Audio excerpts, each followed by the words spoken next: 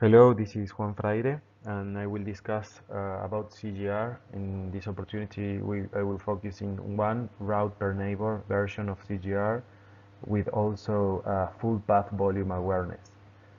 So we have here a very small example of a contact graph where node A wants to reach node D. Every data rates on the contacts we will discuss here are assumed to have 1 kilobits per second. So, and these numbers here are in seconds. So, for instance, A to B between second 0 and second 100 has 100 kilobits to transfer of volume. And if we use CGR with one route per neighbor, we will have at any given time one route per neighbor in order to reach a given destination D. So we are going to see here in the route table on the right how this route table will evolve in an example that we will follow works as follows. So let's assume that data needs to be sent to node D at time 0. A new route is needed, so Dijkstra is used to populate the best route for each direct neighbor in node E. In this case, we have 3 contacts going out from node A. So we have A to B, which is contact number 1. We have A to B, which is contact number 7, and A to C, which is contact number 5. We have 3 contacts, but we have 2 direct neighbors, so we have neighbor B and neighbor C in this case. So when we execute Dijkstra here, we get one route to reach D using neighbor B and one route using neighbor C. In this case, the best route through neighbor B has a best delivery time of 100 and use a second contact number 3 in order to reach the final destination D.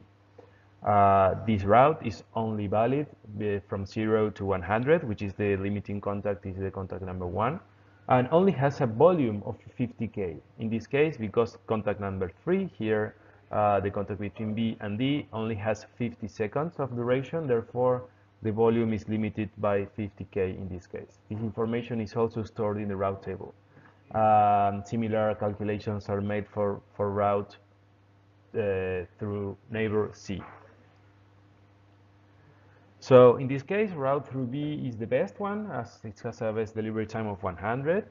But the route will become depleted if more than 50K are queued for this route. So if this happens, the limiting contact in terms of volume, in this case it's contact number 3, it's a contact between B and D starting at 100 and finishing at 150, will become depleted. This contact will become fully booked, even though it's not a local contact, it's not a direct contact from my node. So, but I have a knowledge of what's the maximum volume of that contact. Therefore, I will cross out that contact from my contact plan and say that contact is fully booked for the moment. I will remove that contact from my contact graph temporarily.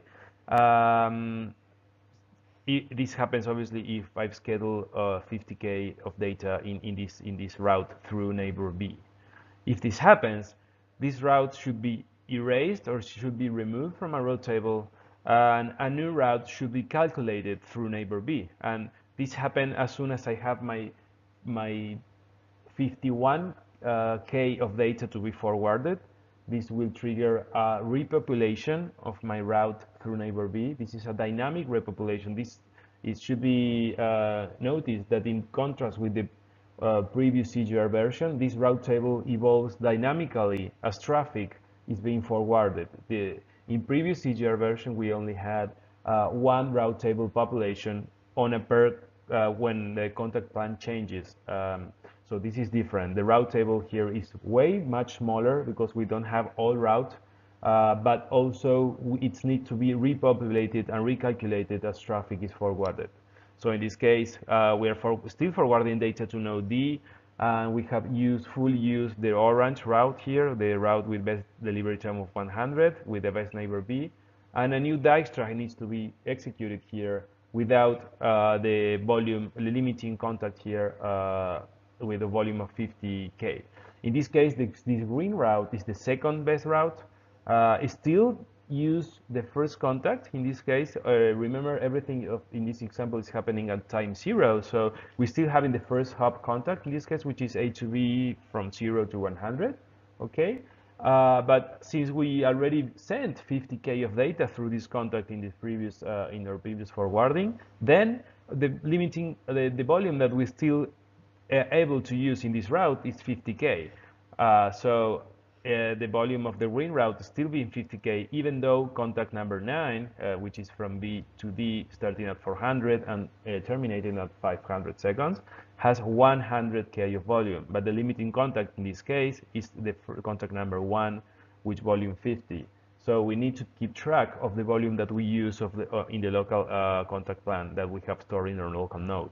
So in this case, the new route is still the best route to reach D, so the B is still the best neighbor to reach D.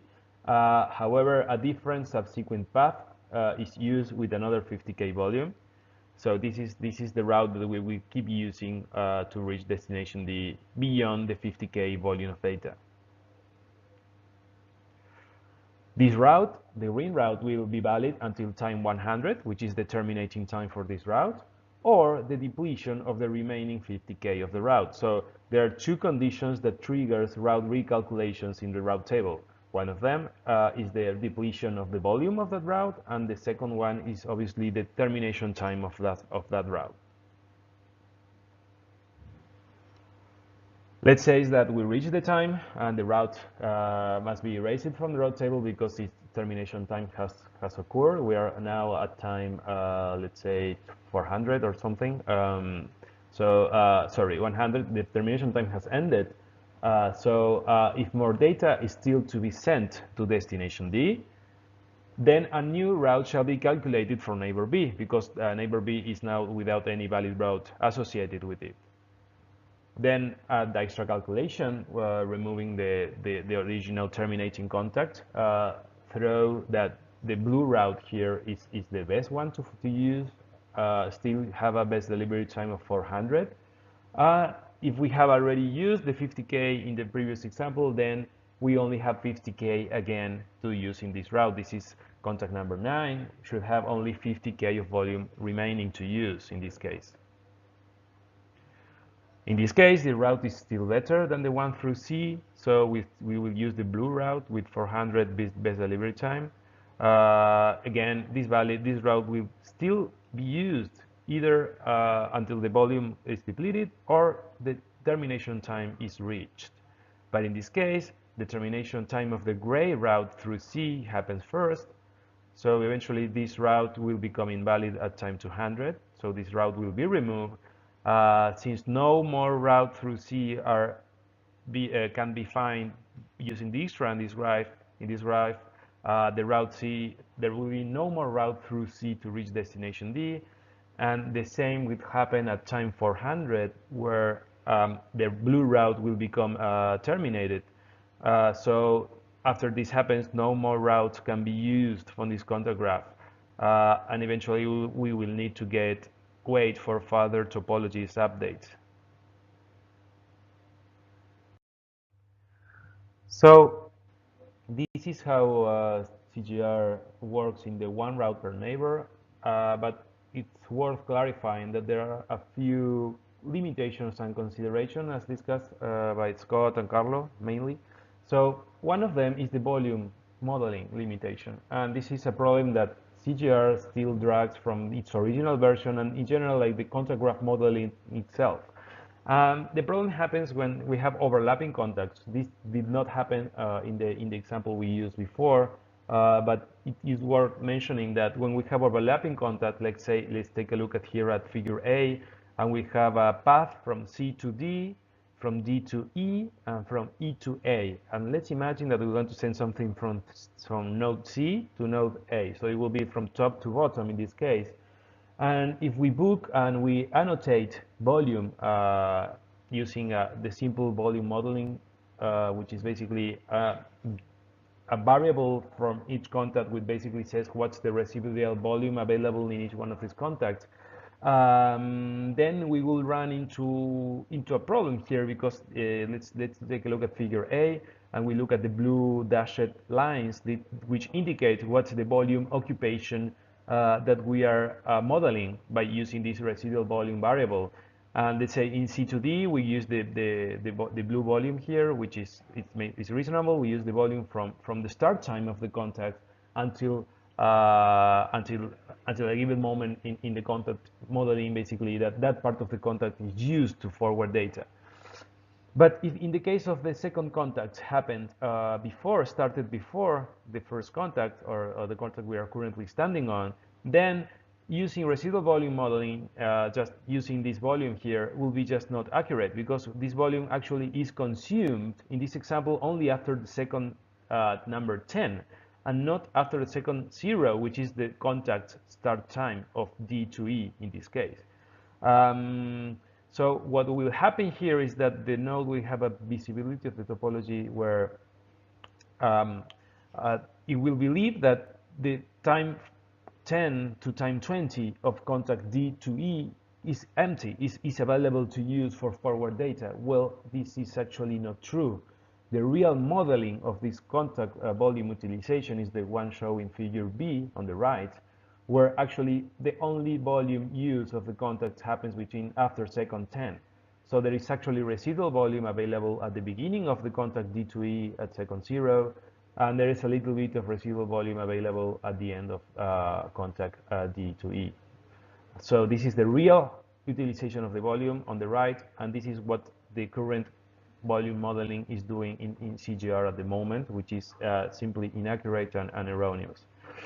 So to overcome this issue, we basically have two choices. One of them obviously is to waste memory and processing power to improve this modeling, and maybe for each contact, instead of having just a residual volume variable, we will need to have like an array of variables where we say which are the start time and the end time of the contact that are actually used to transmit data, which can be much more consuming in terms of memory and processing and so on. So this is one of the possibility, and the other possibility is just to keep a simplistic modeling and know that these issues can appear, and eventually we will waste bandwidth and resources because of potential congestion that we will not be able to avoid in the first place.